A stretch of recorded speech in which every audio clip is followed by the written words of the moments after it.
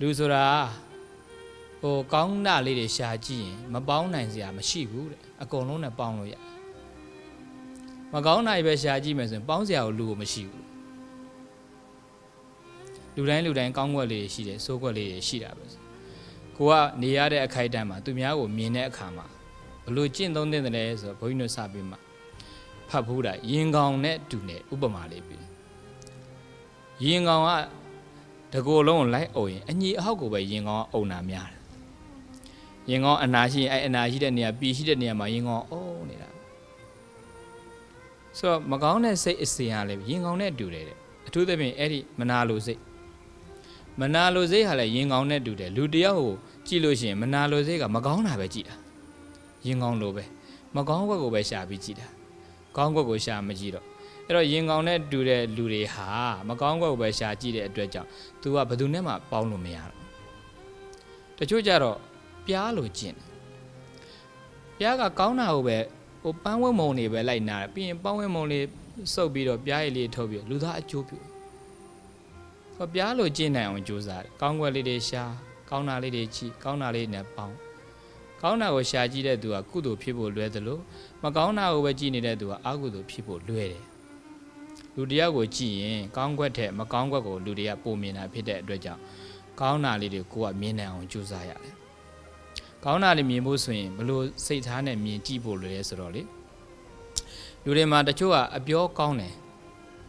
စိတ်မကောင်းစိတ်တက်ညံ့တယ်လို့ရှိတယ်ဟောပါဇက်လေးကချိုးနေအဲ့လိုလူမျိုးကြတော့လေဟောဒီလူကစိတ်ထားတာမကောင်းတာစကားအပြောလေးကတော့ချိုးသားပဲအဲ့ကောင်းတာလေးကြည့်ပြီးတော့ဘောင်းတဲ့အဲဆိုရင်သူနဲ့အဆင်ပြေတာပဲတဲ့ချိုးကတော့အပြောတာကျန်းတယ်နှုတ်ကတော်တော်ကျန်းတယ်ဒါပေမဲ့စိတ်ရင်းကကောင်းတယ်အဲ့လိုလူမျိုးကြတော့လည်းပဲအိုးနှုတ်ကျန်းတာကိုမယူနဲ့စိတ်ကောင်းလေးရှိတာလေးကိုပဲယူပြီးပေါင်းရင်ဒီလိုလဲပေါင်းလို့ရတာပဲတချို့ကြတော့လေပါဇက်လဲကျန်းတယ်စိတ်ကလည်းမကောင်းဘူးအဲ့လိုလူမျိုးကြတော့ဒါပေမဲ့တစ်ခါ sometimes ဆိုတာရှိတယ်သူကလူကအမြဲတမ်းဒီလိုမျိုးကြီးတော့ဖြစ်နေတာပေါ့တစ်ခါကောင်းွက်လေးတွေရှိတယ်အဲ့ကောင်းွက်လေးတွေရှာပြီးတော့ပေါင်းပါတယ်ချို့က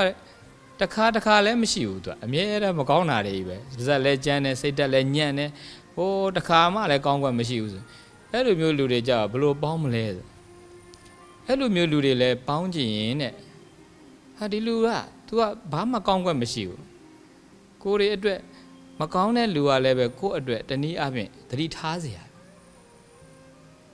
စိတ်တက်လည်းညံ့တယ်မဟုတ်တာလည်းလှုပ်တယ်ဒီအကောက်ကြမ်းမယ်ဒီလူတွေစိတ်တက်ညံ့ဆိုအဲ့လိုမျိုးလူမျိုးရှိရင်ကိုကအလုံးလုံးတကပို့ပြီးသတိထားရကိုယ်တိုက်ခိုက်တဲ့လူတွေရှိရင်ကိုကပို့ပြီးသတိထား तू ကကျေးဇူးပြုတာပဲမြတ်စွာဘုရားရှင်ကိုတော်မြတ်ကြီးတော်မှာပါရမီဖြည့်တဲ့အခါဒေဝဒတ်တို့ဒီမာနတ်တို့သူတို့ပုဂ္ဂိုလ်တွေကြောင့်ကျေးဇူးကြောင့်ဆိုပါရမီအထမြောက်တဲ့အတွက်ကျေးဇူးရှိတယ်လို့တရားတခါကိုရန်သူတွေကိုနဲ့မတည့်တဲ့သူတွေဘလို့မှမကောင်းတဲ့လူတွေကကိုတတိထားအောင်လုပ်ပေးတဲ့အတွက်ကြောင့်သူတို့ကကျေးဇူးရှိတာပဲဆိုဒီလိုလေးတွေးလိုက်တဲ့အခါကျလူသားတိုင်းမှာပေါင်းလို့ရသွားတယ်ပေါင်းလို့ရတော့ဟိုအချိန်တန်းလုံးခွဲသွားရင်လည်းပဲသူကအပြစ်တွေနဲ့မခွဲတော့ဘူးအနှစ်လေးတွေနဲ့ခွဲသွား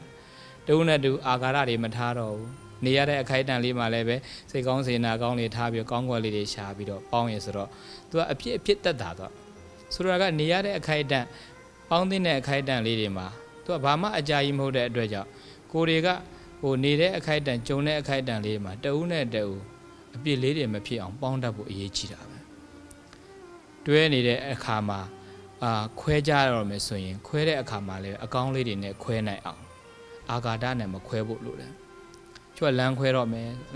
ဆိုအမုန်းတရားနဲ့ခွဲသွားတယ်ချို့ကြတော့အမုန်းတရားမပါဘူးအပြုံးလေးနဲ့ပဲကဲပေါင်းလို့မရတော့ခွဲကြတာပေါ့ဆိုအပြုံးတရားလေးနဲ့ခွဲသွားဆိုတော့အဲ့လိုမျိုးမေတ္တာလေးနဲ့ခွဲနိုင်အောင်အပြုံးတရားလေးနဲ့ခွဲနိုင်အောင်အာဃာတနဲ့ခွဲအာဃာတဆိုအညှို့အတေးပဲ